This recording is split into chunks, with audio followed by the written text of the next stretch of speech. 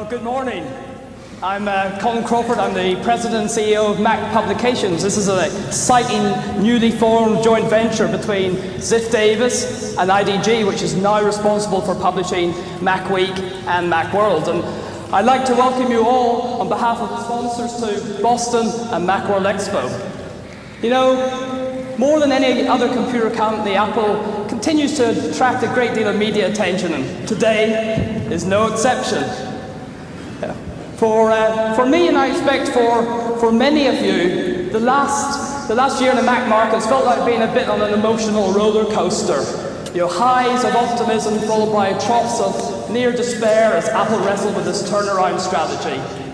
Jubilation as Apple improved and rationalized its product line and made progress with its OS strategies. And then concern as negotiations with the licensees appeared to stall. But for all the followers of the Apple market, nearly every possible solution, every possible solution for Apple has been analysed and dissected. There's certainly no shortage of pundits, to give advice.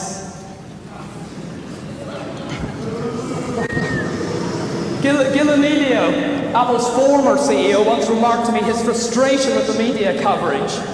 My response was that Apple would be facing an even bigger problem if the media stopped caring.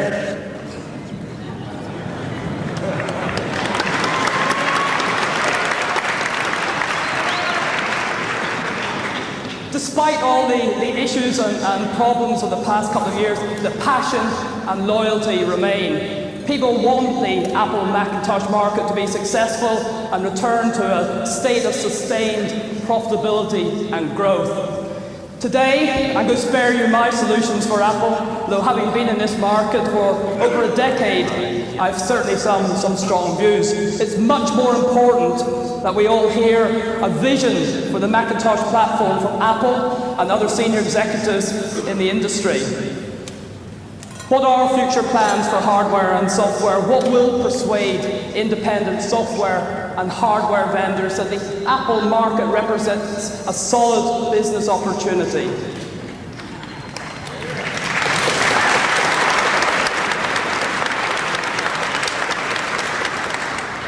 I want to leave Macworld Expo at the end of the week with evidence that the Macintosh platform is still one of the most exciting segments of the computer industry.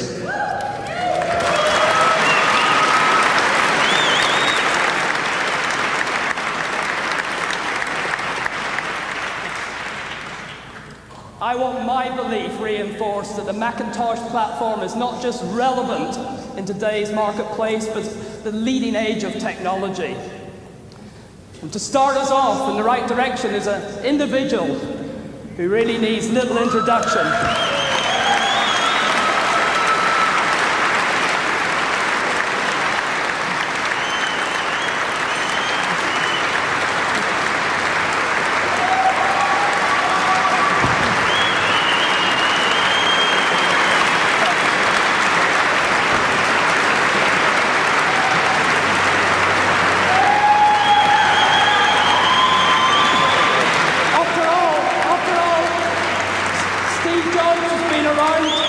Since the very first Macintosh.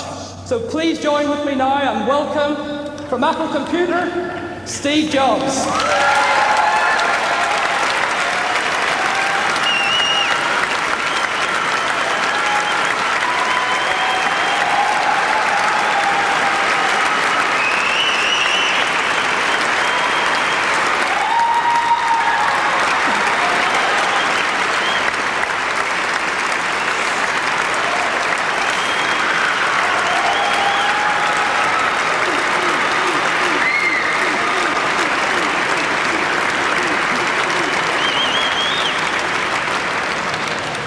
Thank you very much for that warm welcome.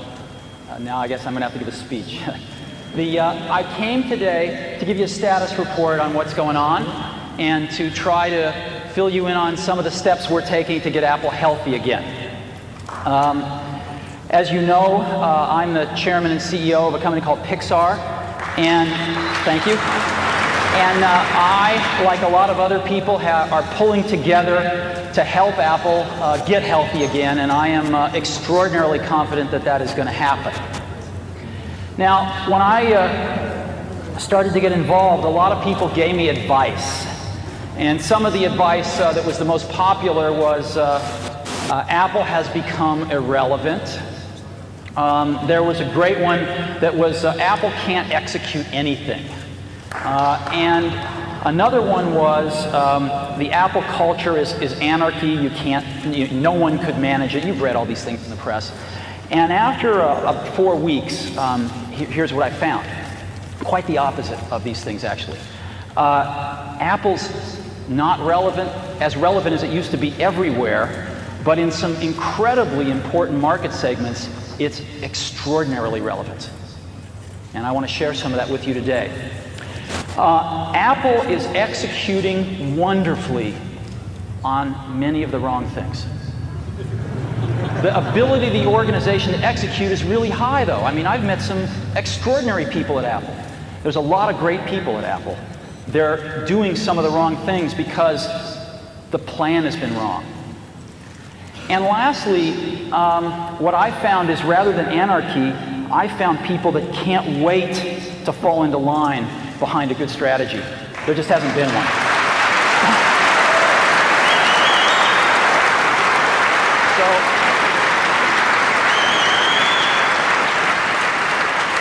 What I see is the makings of a very healthy company with some extraordinarily talented people who are still just as passionate and committed to the dream of computing as they ever were, that need to come together and get a great plan and then start to execute it, and that's exactly what's been happening over the last 4 weeks.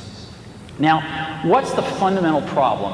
I think the fundamental problem is a little more subtle. I think this is a symptom, but in a nutshell, excuse me. In a nutshell, that's it. Right? Apple's sales in 1995 were 11.1 billion. In 96 they were 9.5 billion, and in this year they'll be, 7 billion plus or minus a little bit. That's the problem, or the symptom, depending on how you look at it. And that needs to be stabilized and turned around, and people are working very hard to do that. So what are some beginning steps that we're going to take? One of the first ones has to be to start at the top. Apple's done a lot of change at the bottom, and I think this change needs to start at the top with the board of directors. Focus on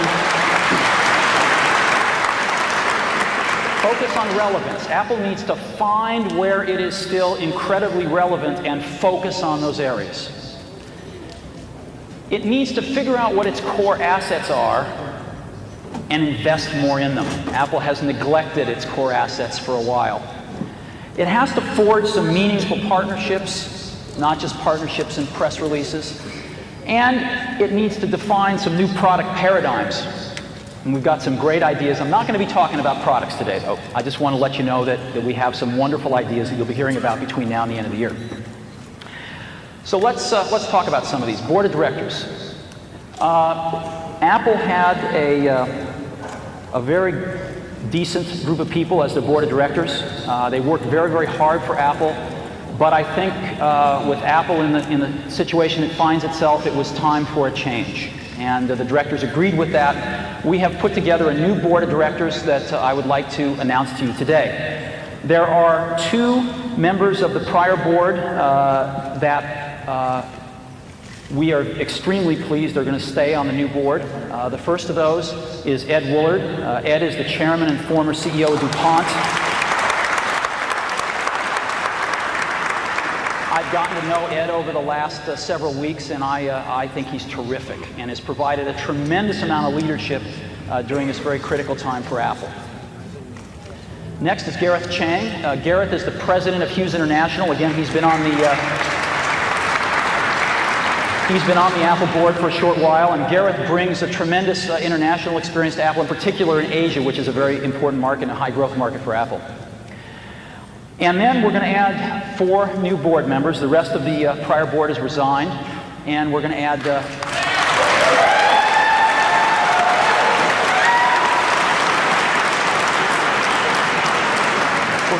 4 new board members to carry the company forward. The first is Larry Ellison, CEO of Oracle.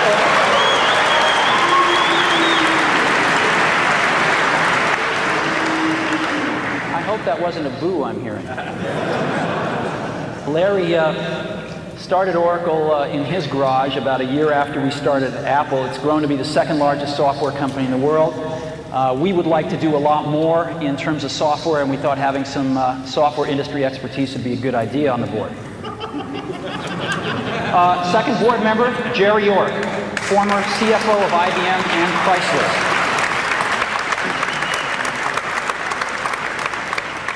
Jerry did a lot of the turnaround work at Chrysler and IBM and is extremely well known and respected in the financial community for his work.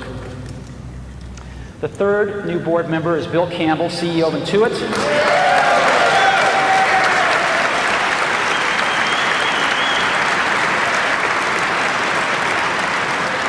Bill, in addition to being CEO of Intuit, was formerly the Vice President of Sales and Marketing for Apple during some of its heyday, and also ran Claris, and is very familiar with some of the successes and some of the failures that Apple has had, and I think he'll be an extremely good board member.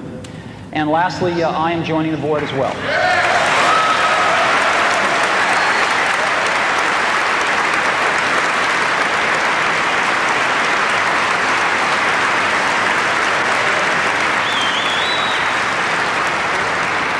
I'd like to just take a moment and thank the outgoing board members. I think it has not been an easy job to be a board member of Apple over the last few years, and these are very decent people, and they've been trying very hard to do the right thing for the company. And to welcome our new board members, I think we have a really exciting task ahead of us to help the management team and guide Apple back to health and to prosperity. And so I hope you'll agree that this is a pretty sweeping change. We're adding a tremendous amount of industry expertise. We are not naming a chairman at this time. We're going to wait till we have a new CEO and sort things out when that happens at that time. Now, I put together a little video. If you'd like, I'll show it to you. That just we asked the board members a few questions, and you can just maybe get a little familiar with them. Would you like to see it? Let's go ahead and roll that.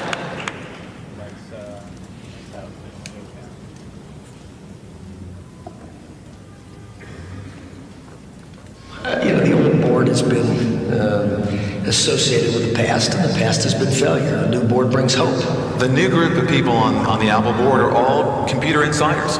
We've all been in the computer industry. Everyone knows that the computer industry changes at the speed of light. Now we have people who clearly can help us articulate and understand where the niches are, where Apple can compete and successfully win. So a lot of times we try to focus on ourselves, re-engineer ourselves internally, and we forgot sometimes who pays the bills. It's the customer out there pays the bills. One of the things that bothered me years ago was when they raised prices. I thought that was it made me think that Apple didn't understand the outside world. I think Apple needs to worry less about competing with Microsoft and worry more about doing things that are different. That's back to innovation. It's back to creativity. It's back to vision.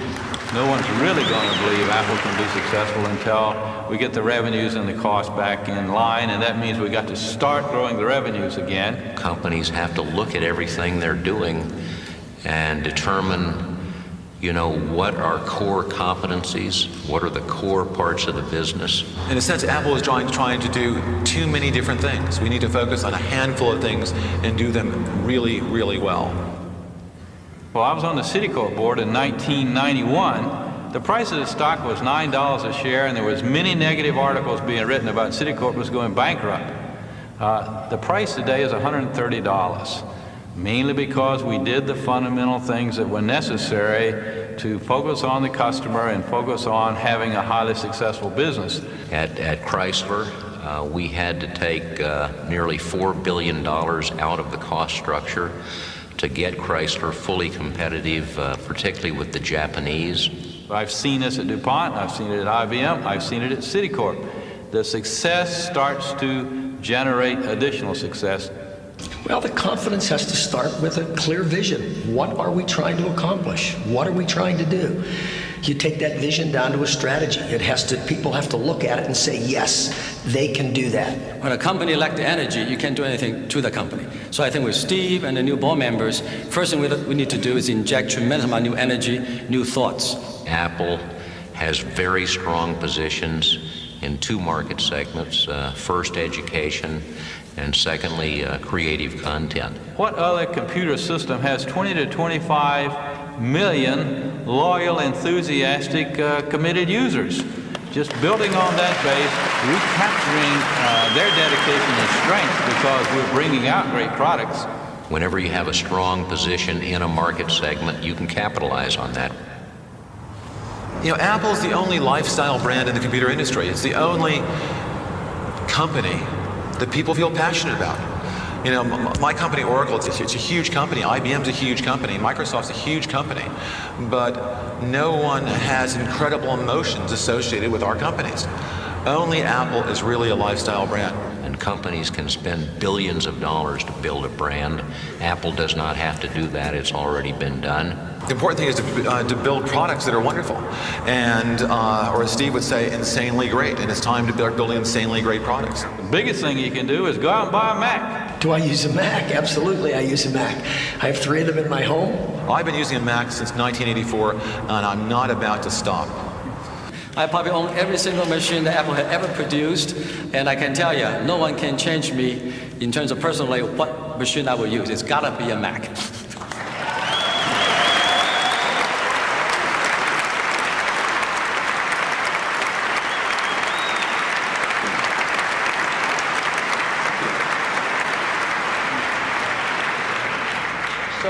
As you can see, this is a pretty diverse group of people, a lot of deep industry expertise who come together to say, hey, this world's a lot better place with a healthy Apple computer in it. Okay, next, market focus. Yeah, I can't get anyone to tell me the definitive market share number for Apple, but it's around 7% from all I can gather. And the question is, where is Apple relevant? Where is Apple still the dominant player? Which market segments? And there are 2. The first one I call creative content. It's publishing, design, pre-press, etc. It's creative professionals using computers. And what's interesting is Apple is still the dominant market leader for creative professionals. By far. It's like 80% of the computers used in advertising and graphic arts, design, pre-press, all Macintoshes. And 64% is the best number I could find. 64% of all internet websites are created using a Mac. It's amazing.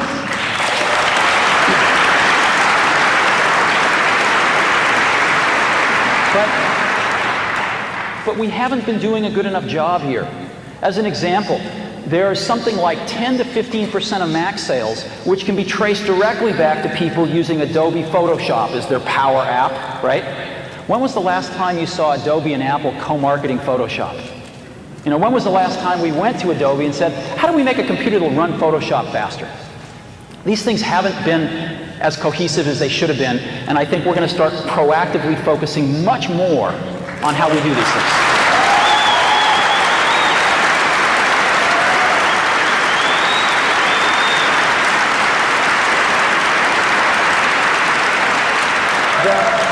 The second market is one that's very close to my heart, is education. Apple put the first computers in education. Apple did it again with the Macintosh. And Apple is still the dominant leader in education. Now, I'm going to ask you a question. Who is the largest education company in the world? Who's the largest education company in the world?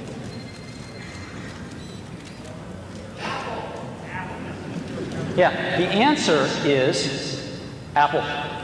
Apple is the single largest education supplier in the world. Okay, supplier to education in the world. Single largest education company in the world. Now, I've asked 100 people at Apple this, and only 2 have thought of Apple. It's incredible the position Apple still has in education. 60% of all computers in education are Apple's. 64% of computers teachers use are Apple's.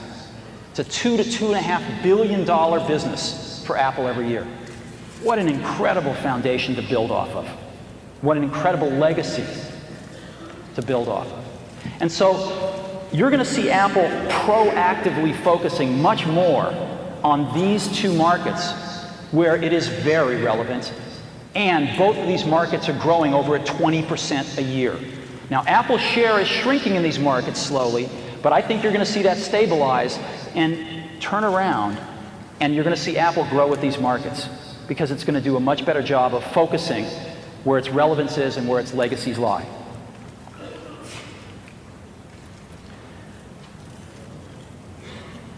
Next, core assets.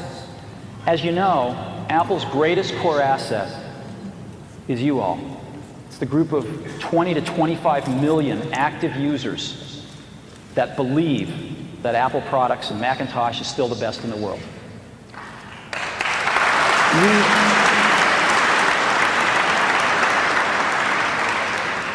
I don't think we've been doing a good enough job taking care of you. Have you called I've called the support lines myself. I've gotten very acquainted with the hold signal. And so I think we're going to see some changes there soon. And I apologize for anything in the past.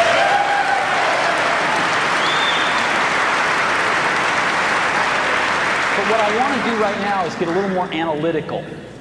And I want to say, sort of from a more analytical standpoint, what are Apple's core assets? And there's two of them that I've been able to uncover.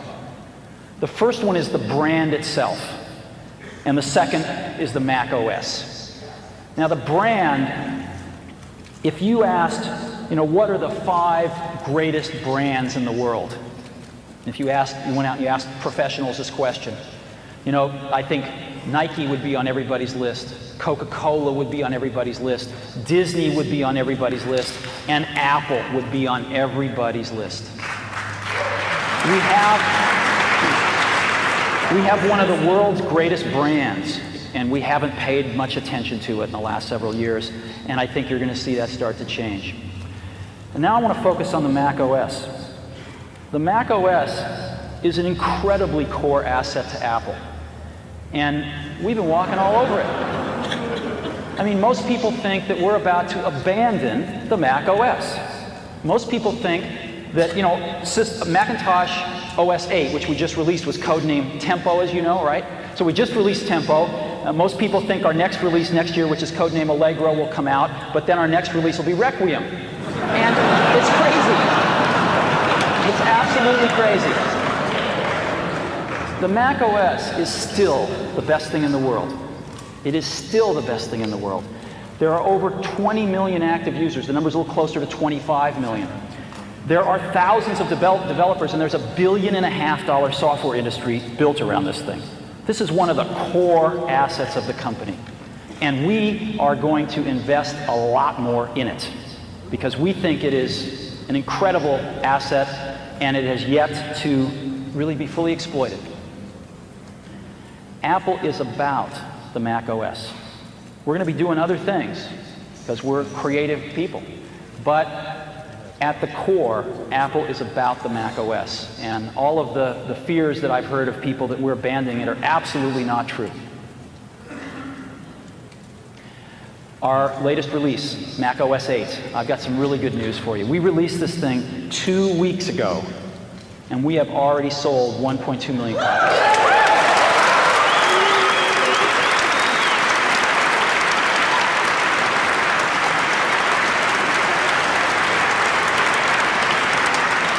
That's 4 times greater than what our forecast was. So we're scrambling to ship everything, and if it takes a little bit to get yours, please, I apologize for that, but we are scrambling. And this number's going up. It shows no sign of abating. So things are going very well with OS 8.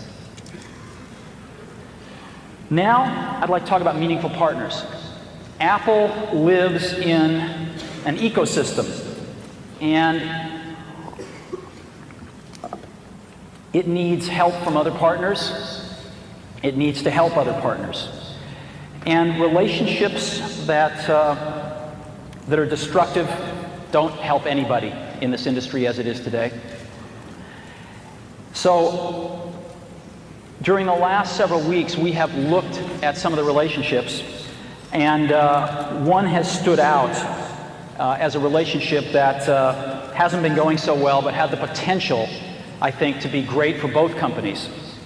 And I'd like to announce one of our first partnerships today, a very, very meaningful one, and that is one with Microsoft.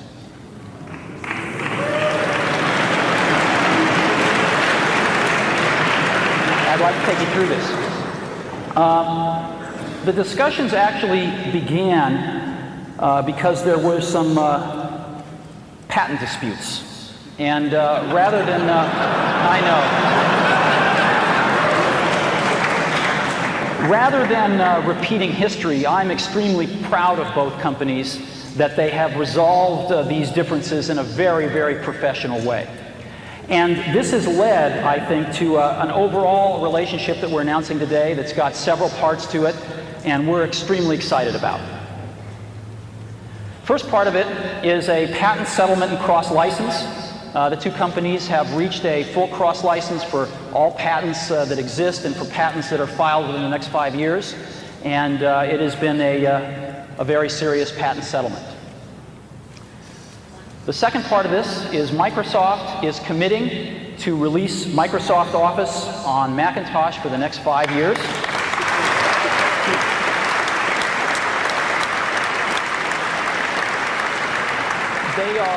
They are going to release the same number of major releases as they release on Windows during that time.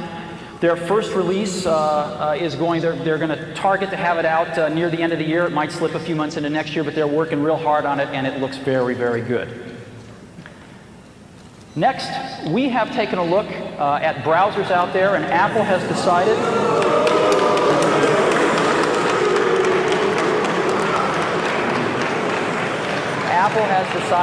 to make Internet Explorer its default browser on the Macintosh. Since we believe in choice,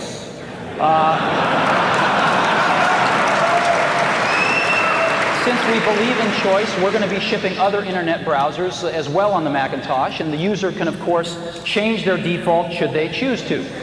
But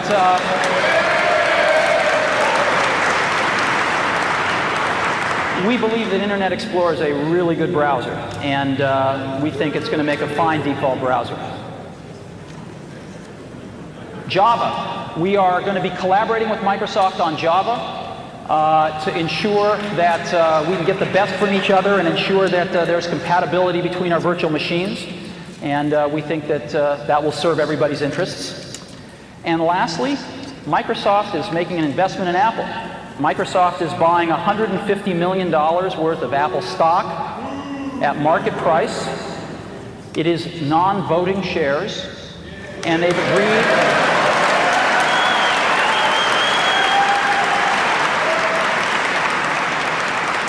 And they've agreed not to sell them for at least 3 years. So what this means is that Microsoft is going to be part of the game with us as we restore this company back to health, have a vested interest in that stock price going up.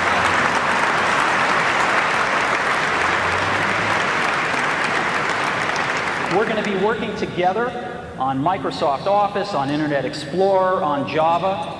And I think that it's going to lead to a very healthy relationship. So it's a package announcement today. We're very, very happy about it. We're very, very excited about it.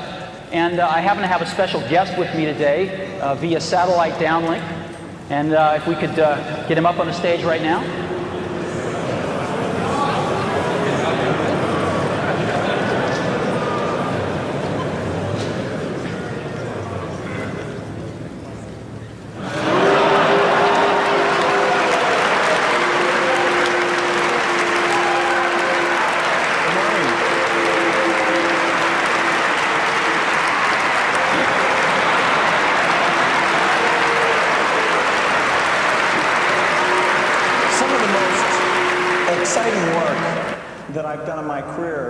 Has been the work that I've done with Steve on the Macintosh. Whether it's the first introduction or doing products like Mac Excel. These have been major milestones. And it's very exciting to renew our commitment to the Macintosh. We have over 8 million customers using Microsoft software on the Macintosh. We make it very easy for people to use Macintosh to take their documents and work with all kinds of machines. We're very excited about the new release we're building. This is called Mac Office 98. We do expect to get it out by the end of this year. And we've got some real exciting features. It's a product that's going to require no setup. It's going to be an easy transition from people in the past. And I think it's going to really set a new benchmark for doing a good job with performance and exploiting unique Mac features. In many ways, it's more advanced than what we've done on the Windows platform. We're also excited about Internet Explorer. And we've got a very dedicated team that's down in California that works on that product. And the code is really specially developed for the Macintosh. It's not just a port of what we've done in the Windows environment. And so we're pleased to be supporting Apple. We think Apple makes a huge contribution to the computer industry. We think it's going to be a lot of fun helping out, and we look forward to the feedback from all of you as we move forward doing more Macintosh software. Thanks.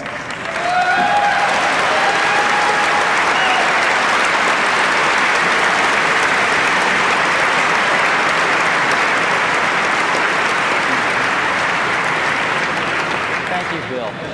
You know, where we are right now is we're shepherding some of the greatest assets in the computer industry. And if we want to move forward and see Apple healthy and prospering again, we have to let go of a few things here. We have to let go of this notion that for Apple to win, Microsoft has to lose. Okay?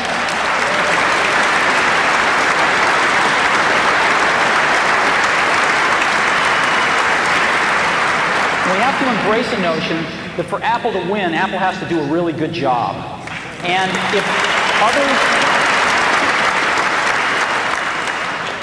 if others are going to help us, that's great. Because we need all the help we can get. And if we screw up and we don't do a good job, it's not somebody else's fault. It's our fault. So I think that's a very important perspective. I think if we want Microsoft Office on the Mac, we better treat the company that puts it out with a little bit of gratitude. We'd like their software. So the era of setting this up as a competition between Apple and Microsoft is over as far as I'm concerned. This is about getting Apple healthy, and this is about Apple being able to make incredibly great contributions to the industry to get healthy and prosper again.